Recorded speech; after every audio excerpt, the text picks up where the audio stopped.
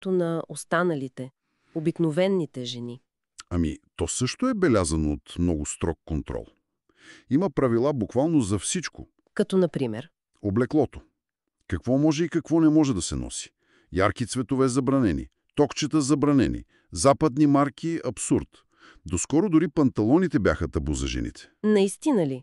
Панталони? Да, макар че това правило напоследък малко се е разхлабил, изглежда. Традиционното облекло, чусонот, се носи само по специални поводи. А самият ден как протича?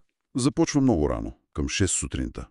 Удобствата са ограничени. Топла вода, ток, често ги няма или с режим. Работата започва в 8, но от теб се очаква да си там по-рано. За инструкции, за подготовка. И след работа? След работа често има, задължителни идеологически лекции или събрания. Дори неделята, която уж е почивен ден, често е заета. С какво?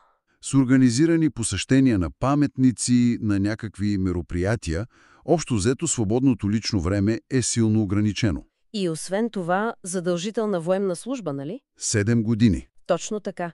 7 години след гимназията. Това важи за жените. А условията там какви са? Предполагам, не са леки.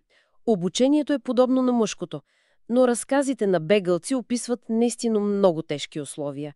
Лоша храна, недохранване, липса на елементарна хигиена. Ужасно. Да, изтощение. Има и доста твърдения за сексуален тормоз от страна на командири. Разбира се, Пхинян отрича всичко това категорично. Трябва да сме внимателни с източниците, разбира се, но тези разкази са доста последователни. Така е. И това създава един парадокс после в цивилния живот. Въпреки че обществото е силно патриархално на теория, Да. Какъв е парадокса? жените често се оказват основните източници на доходи в семейството. Как така? Защото мъжете масово са ангажирани в държавния сектор или в армията, където заплащането е много ниско, символично понякога. И жените трябва да компенсират. Точно. Много от тях се включват в неформалната икономика. Развиват малки пазари, чангмадан, продават разни неща. Често това е в сивата зона, нелегално. Понякога се налага да си сътрудничат с корумпирани чиновници, за да оцелеят. Това с контрацепцията също е интересно. Нали е забранена? Официално да, но се внася нелегално. Много жени използват спирари.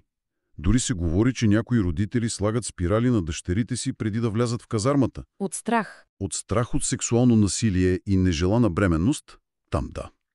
Това показва до каква степен липсва защита. Дори първата дама Ри Сол Джу не изглежда да има много свобода.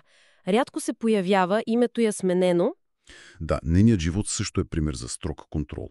Ограничен контакт със собственото й семейство, всяка нейна поява е внимателно режисирана. Значи, като обобщим, виждаме една картина на наистина екстремен контрол. Във всички сфери, да. От тялото и интимния живот през ежедневието до икономическата роля. Дълбоки противоречия между това, което се говори и това, което се случва. И огромен натиск върху жените. И пак да кажем, базираме се основно на разкази на беглици. Трудно е за независима проверка. Абсолютно. Винаги трябва да имаме едно на ум за това. И всичко това ни води до един въпрос, може би за размисъл. При такива тежки ограничения, при такъв системен натиск, как изобщо оцеляват жените там? Какви форми на, може би не съпротива, а на устойчивост, дори невидими, могат да съществуват в такава среда?